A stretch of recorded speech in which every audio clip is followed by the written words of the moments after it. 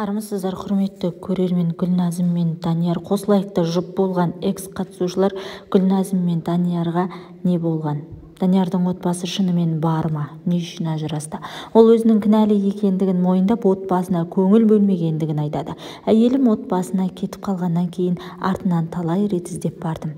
Бірақ ол маған өте қапалы екен деп сөзін қысқа қайырды. Гүлназымға бір көргеннен ғашық болғандығын да жеткізді. Ендеше Даниярдың не әңгіме сұхбатына берген жауабы. Гүлназыммен жұп болған екен, барлық ұмытылды ғой негізі. Гүлназыммен болған сұхбат барысында айтқан еді, біз бірінші рет жұп болған күні Данияр өзінің отбасымен қосылайын деп қалды деп. Оны қаншалықты рас? Рас. Отбасымен қосылайын деп қалған кезде мен Гүлназымға келдім, бізде асығыс болды ғой. Мен негізі бір көру, ғашық болу дегенге сенбеймін өз басым негізі. Бірақ сол уақытқа дейін сенбедім. Гүлназымға келдім, екі кездесуден кейін мен болды уже. Кәдімгідей ғашық болып қалдым Гүлназымға. Баспен кеттік дейді ғой, сондай болды. Ол кезде былай болды. Біз 7 март күні мен жұп болғысын жасадым. 6 март күні әйелім өзімен өзі хабарласты. Жоқ, мен өзім хабарластым. Балдарды көрсетесің ба деген. Көрсетем дейді, аяқ асты. Өзің қарашы, аяқ асты солай айтты. Мен ұйықтап отқан жеріне резко тұрдым да кеттім, сразу бардым. Балаларды көрдім, нормально. Сол кезде әйелім өзі бір жылулық танытты маған. Сол кезде жылулық танытты, қосылайық дегенге келтірді маған. Хорошо дедім мен, қанша дегенмен 3 балам бар ғой. Бірақ заттардың барлығын жина, болды, мен қосылайыққа бармаймын. Гүлназыммен танысып тоқтатам, эфирға бармайық тоқтатам дедім. Бірақ сен бүкіл заттарыңды жинап, мен бірге Шымкентке барғым келді дедім. Мен әке-шешем Шымкентте, мен бірге барғым келді деді. Жоқ, Алматыда тұрамыз деді. Онда прости дедім.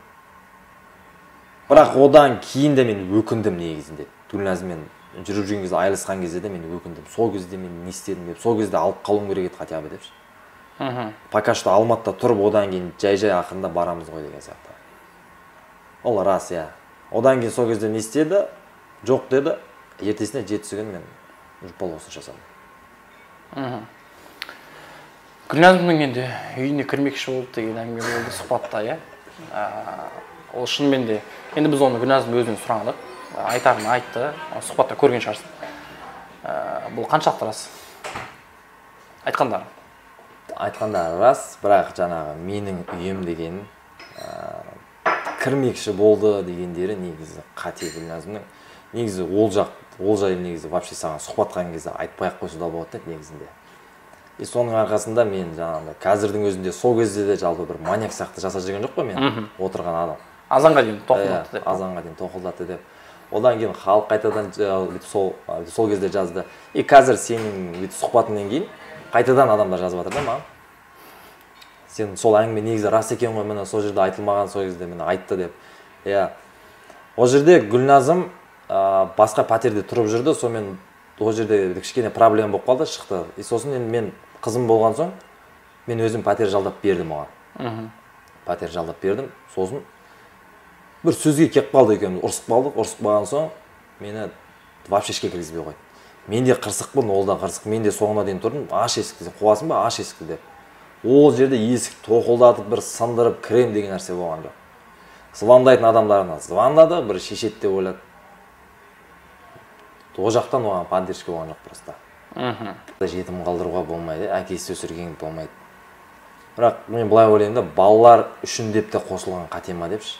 Егер ішіңде бір сезім болмаса, ол адамға деген, өйткені күндіз түні сен қасыңда. Сонымен жатасың, сонымен оянасың. Ол үшін ертең балалар зардап шегіп қалама деп ойлаймын да, мен балалар үшін мен қалай дейді, егер ішінде сезім болмаса да. Уже сезім жоқ, ештеңе